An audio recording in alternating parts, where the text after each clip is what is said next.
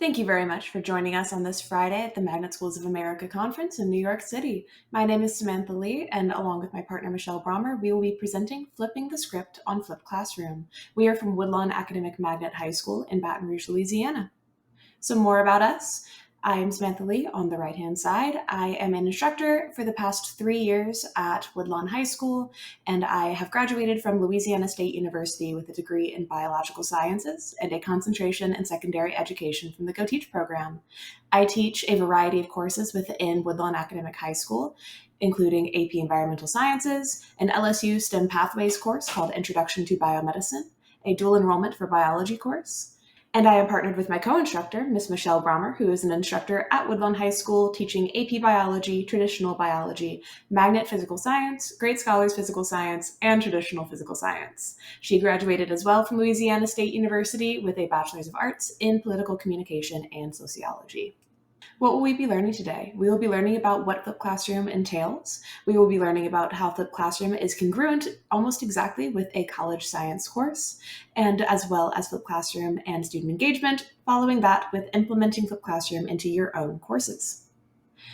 Why do we use Flipped Classroom within our high school? Flipped Classroom is the ultimate accommodation. Ms. Brommer and I both are two of the pioneering Flipped Classroom users within our school, and we've been seeing it spread like wildfire because it is able to provide students the opportunity to pioneer custom strategies to interpret material. It also prioritizes consultation and small group instruction over full class lecture, therefore increasing access to your expertise and eliminates apathy and fosters excitement every day within our classrooms. We outsource initial content exposure via Flipped Classroom so that students are able to complete lecture components at home at their own pace and using tailored strategies that fit their individual learning style. By doing this, we have a culture and cohort that we are able to establish and refine within our courses. Students participate in recitation and knowledge checks, working with their cohort to further organize and interpret their class content in these recitations that we have throughout our weeks. And we implement memories instead of memorization. Students apply their knowledge through kinesthetic activities and debates driven to expose students to the application of content under the advisement of the expert, yourself. Student engagement has been at an all-time high in both of our classrooms ever since we have been implementing these ideas. It disregards the standard expectations where student engagement has been now near 100% with utilization of this education style. It's mixed with a positive class culture wherein students must hold one another accountable to have a positive recitation and a thoughtful cohort discussion. When we look at Flipped Classroom, we really like to highlight its congruency to the collegiate environment. It skill builds for future higher education with the safety net of a high school classroom, and there's a one-to-one comparison of our implementation of Flipped Classroom and our own experiences with STEM instruction at universities. There are 5 specific components between our classrooms, your future classrooms, and the universities that we will be going through. As we go through these, we will be showing you how the university stacks up in comparison to what we try to emulate and model within our future classes. At the beginning, instead of being in a 350-person lecture hall, we have students that are able to progress at their own pace through course material using video, lecture, or reading material provided to them by us as homework opportunities.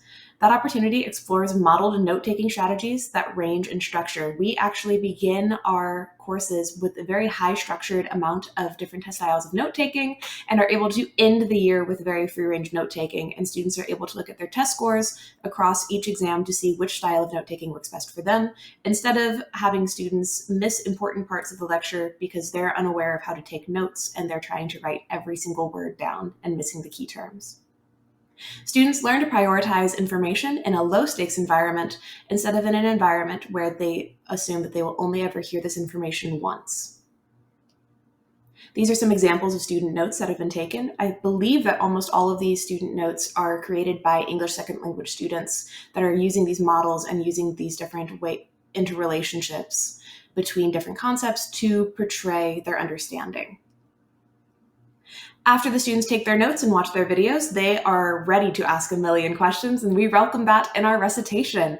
This recitation is a unique experience within our classrooms on our campus where students are able to come in, and we serve typically as a TA within our classes. We typically walk up to the board with younger groups with beginning flipped classroom classes, we will typically ask prompting questions, but by the end of the year, after praising these questions that we receive, we typically don't have to lift a finger. The students are able to ask questions themselves, and other students in the room will actually answer those questions before we even get a chance.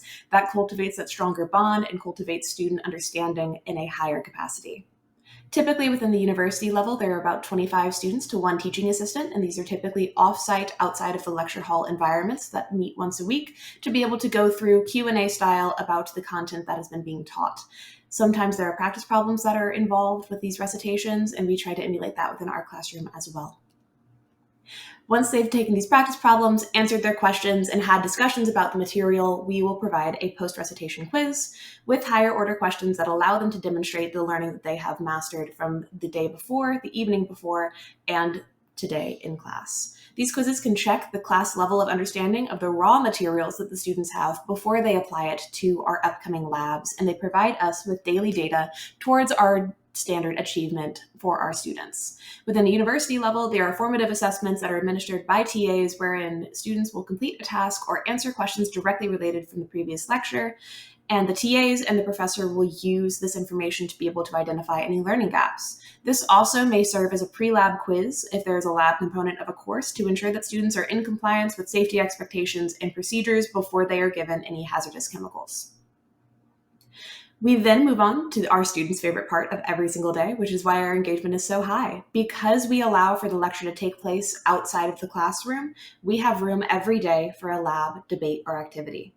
Students are given the opportunity in our classrooms to apply these skills introduced at home through these activities, and they build skills that allow for students to be able to apply their knowledge to a hands-on real-world scenarios. In a course that is related to a lab within a university level, it is course dependent on whether it would be wet or dry, and it applies knowledge in relation to the lectured materials, which is why typically universities would like to have students take the lab along with the lecture at the same time so that they are able to apply this information every week in relation to the lecture that they are receiving. Now that we've gone through all the information related to how Flipped Classroom is strategized, we want to ask you, how do you think you could put your students in the driver's seat of their own education?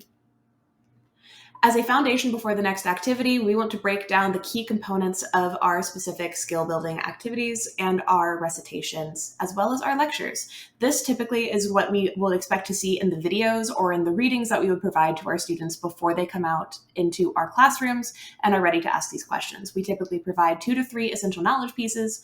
You can do this by unpacking your standard to determine the major takeaways for the student understanding, an explanation of that understanding, and then at least one piece of independent practice, and then takeaways. So any meaningful takeaways relevant to the material that covers the prioritized content needed to perform that independent skill.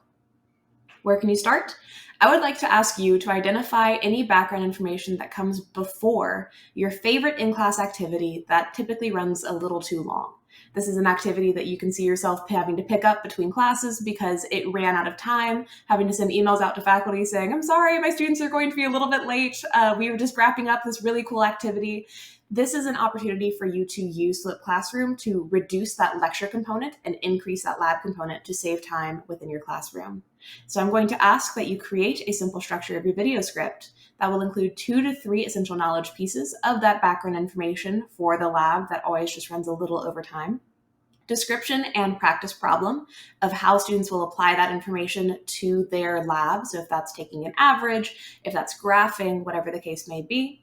And then 1 to 2 takeaways of that background information that will directly lead them into that lab component. We will give you a few minutes to be able to grab a sheet of paper and spitball some ideas for your outline of your script. All right, so our major takeaways for our Flipped Classroom is that it unveils avenues for students to cultivate independent learning strategies in a very low-stakes environment. It also elevates student engagement by orchestrating immersive educational experiences that form foundational knowledge and skills, and ultimately memories that directly allow the students to reduce memorization and increase the actual application and direct memory of material to hands-on learning. It also provides the ultimate accommodation for ultimate autonomy for both students and teachers alike. So, how did we do? Think back on our script that we wrote for this exact video. Does it line up in structure with what you would make for your Flipped class? Are there certain parts that are too long or too short? Is the speaker speaking too quickly or slowly? How could you change what we created as a template to best fit your classroom? Think about length, vocabulary use, and content. Thank you very much for attending our presentation. We are now going to be transitioning into the next activity.